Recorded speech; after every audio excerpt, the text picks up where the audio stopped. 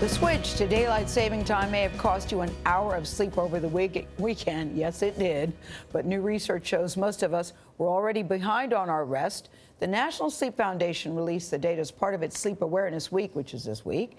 It shows just 27% of U.S. adults get the recommended 7 to 9 hours of sleep during the week.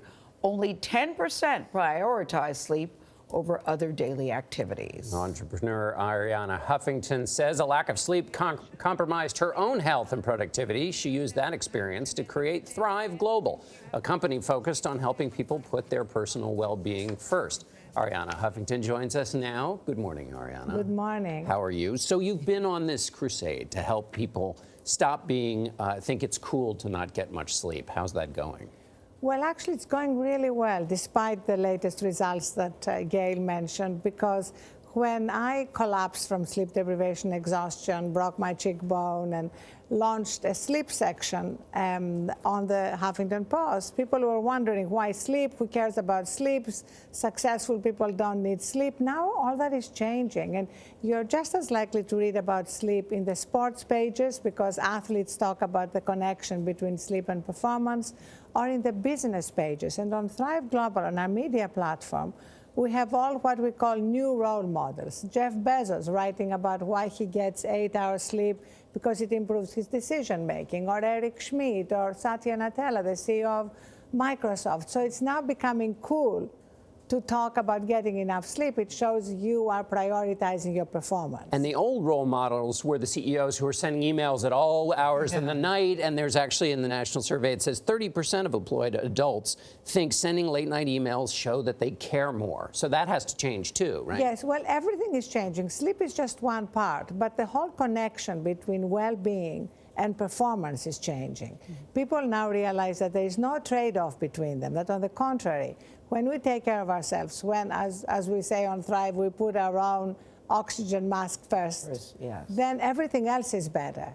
You know, our empathy increases, our decision-making improves, we're not as reactive, and as a result, every aspect of our lives improves. I know the difference that it makes. I just wish I could figure out how to do it. But before you collapsed, did you think that you were getting enough sleep? Was it a big, I know it was a big wake-up call for you, but did you think that you were really doing okay? Yes, that's such a good question, Gayle, because we take now better care of our smartphones. We know exactly how much battery remains on our smartphones. Yes, but if you had asked me the morning I collapsed, Arianna, how are you? I would have said fine, because being perpetually tired had become the new normal.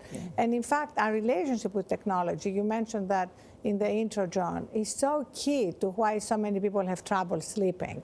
We are becoming more and more addicted to our phones, and people have forgotten that we need a transition to sleep. So we have a series of micro steps on Thrive to help people. And can I mention my two favorite micro steps? One is picking a time at the end of the day when you turn off your phone and gently escort them out of your bedroom. Gently escort them. Okay. Basically, you should no longer be sleeping with your phones, and yet 70% of people sleep with their phones. And it's not just the blue light, it's the fact that our phone is the repository of every problem, every project, and we need to disconnect from that to be able to surrender to sleep. That's tip one. Tip two? Tip two is how you wake up. Most people wake up, and the first thing they do before they take their first fully conscious breath is go to the phone. And all neuroscience tells you that even if you take 1 minute, literally 1 minute, to set your intention for the day, remember what you are grateful for, what you are looking forward to, it changes the tone of the day. Well, that's setting your intention, what you're grateful. Being mindful, essentially, is the way to step back from all of this. Exactly, and put things in perspective. And people have endless excuses, like I need my phone as my alarm clock. You can buy a very beautiful one from Pottery Barn for $35. You know, basically create a system that supports you having these small little transitions at night and in the morning. All right, Arianna Huffington, as always, good to have you.